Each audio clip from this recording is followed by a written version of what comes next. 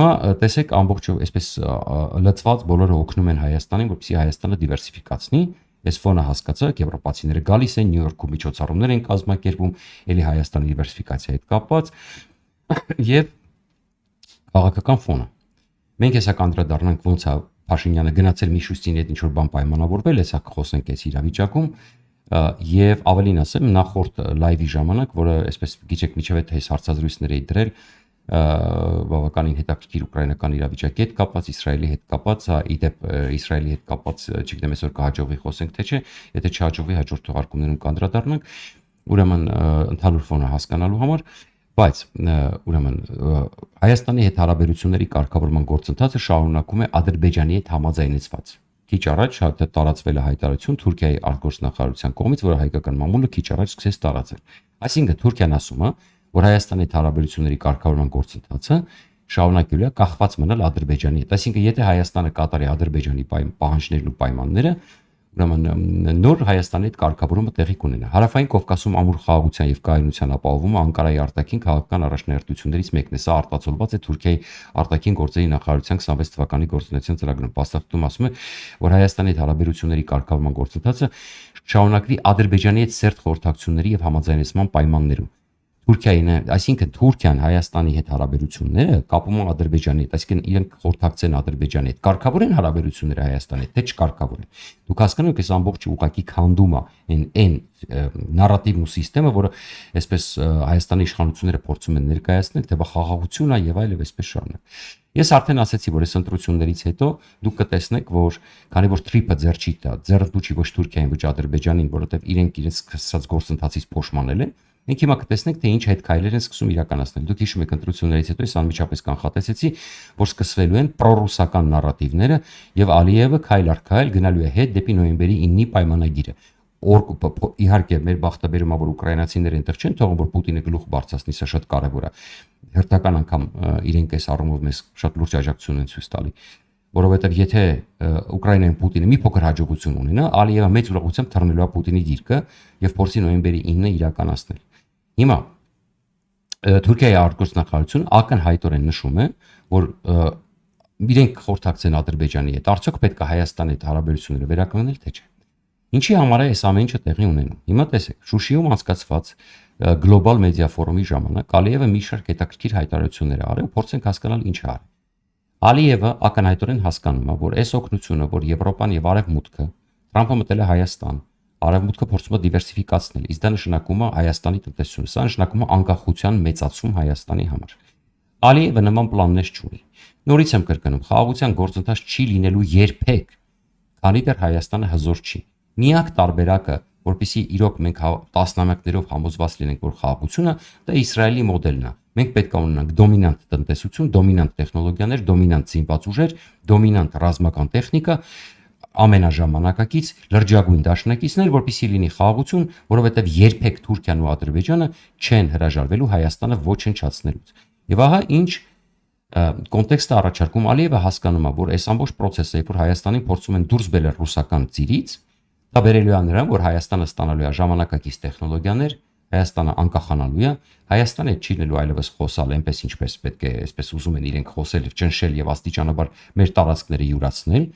որովհետեւ ելի եմ ասում, իրենք իրենց ձեռքի տակ ունեն բավականին լուրջ դեռ պահանջներ, որոնք դեռ մենք կլսենք,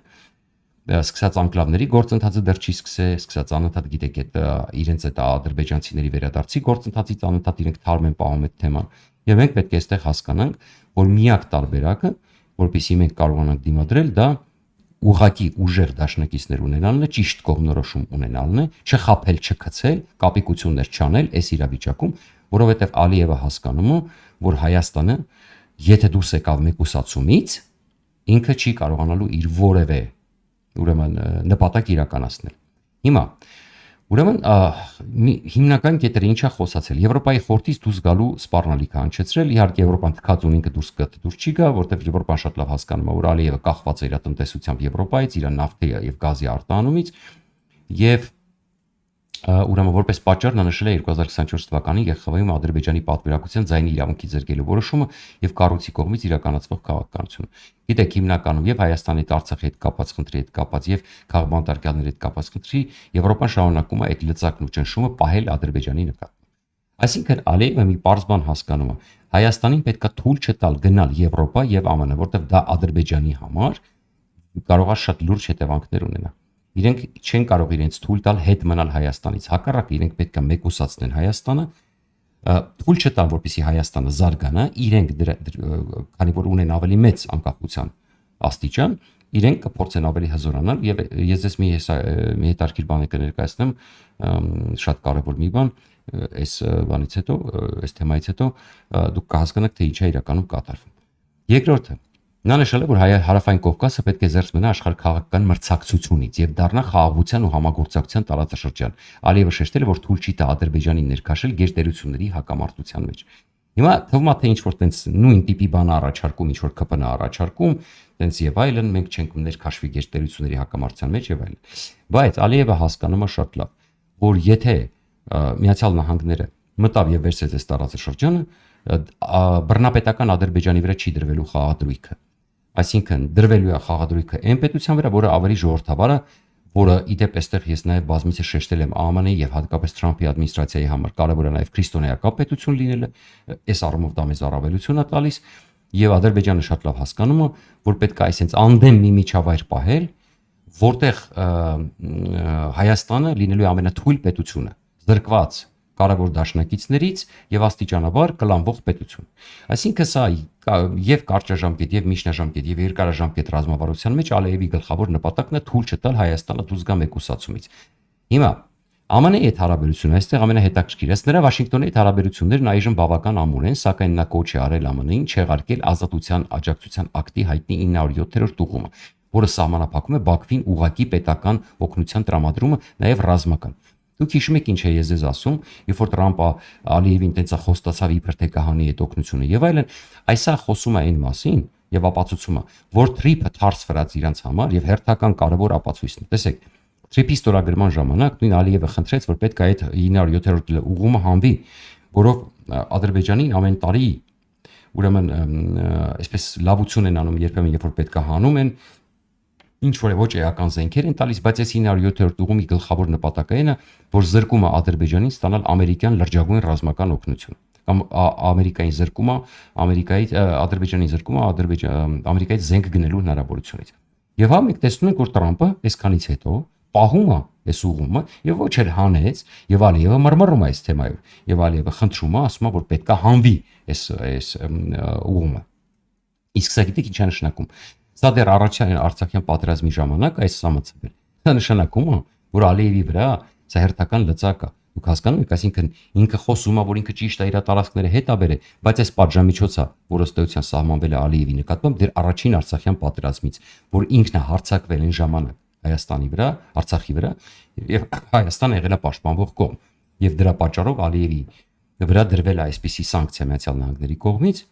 իր ագրեսիայի համար եւ մինչեւ հիմա սա չի համբում։ Եվ Ալիևի համար օր առաջ կարևոր է որ սա համբի։ Եվ ամենակարևորը, այսքանից հետո Ալիևը արեց նաեւ շատ կարևոր քայլ։ Նա ուրեմն խոսեց հերթական անգամ ինչ որ չեն անում Հայաստանի իշխանությունները, խոսեց Ուկրաինայի տարածքային ամբողջականության հետ կապված եւ մի հատ էլ ապտակ հղեց Պուտինին եւ ասեց, որ դու ավելի լավ ընդունես Զելենսկու պայմանները։ Դուք պատկերացնում եք ինքը համ այսպես նալի նախապում, համ մեխի նախապում։ Եվ այդքանից հետո ինքը շատ լավ հասկանում է, որ պահին պետք է լինի Պուտինին իր գրպանը կգցի, որտեղ ինքը ունի այն ինչ որ Պուտինին պետք է։ Դրա համար զուգահեռաբար նաև աշխարհին այսպես ուժեղ առաջնորդ, այսպես ինքնուրույն պետություն թվալու համար եւ նաև բարու կողմը կանգնելու տեսանկյունից իրականում դա դրա հետ որևէ կապ չունի, ինքը աջակցում է Ուկրաինային եւ ասում է, որ պետք է ընդունի Պուտինը Զելենսկու պայմանները եւ դադարեցնի այդ պատերազմը արդեն ժամանակին։ Իսկ ի՞նչ է տակից կատարվում։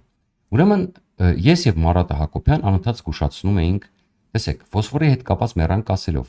արդեն պարզեր որ դա սուտ լուր է եւ այլն, բայց ուկրաինական ֆոսֆորի հետ կապված ոչ Փաշինյանը, ոչ մի բարձրաստիճան պաշտոնյա դուրս չեկան եւ չհերկեցին, շատ լավ իմանալով որ դա սուտ է։ Այսինքն շարունակեցին նպաստել, որպեսզի ռուսական կեղտոտ ռոպագանդան շարունակի աշխատել։ Ինչքան մենք փորձում ենք հերքել եւ այլն, հերիք էր մի անգամ Փաշինյանը կանգնի ասի, որ այդպիսի բան չի եղել, դա չապացուցված եւ սուտ տեղեկություն է, ավելին Ուկրաինան չի ունեցել ֆոսֆոր որտա, որ ունենար հիմա ինքը կօգտագործել ռազմաճակատում, իդեպ ռուսները օգտագործում են, իրանք չունեն, որպեսզի հասկանաք, հա։ Եվ նաև ես բերեցի բազմաթիվ ռուսական նաև ուկրաինական նաև զինվորականներ, որոնք ասում են, եթե մենք ունենայինք հաճույքով կօգտագործեինք իրենց դեմ, որտեղ իրանք օգտագործում են մեր դեմ։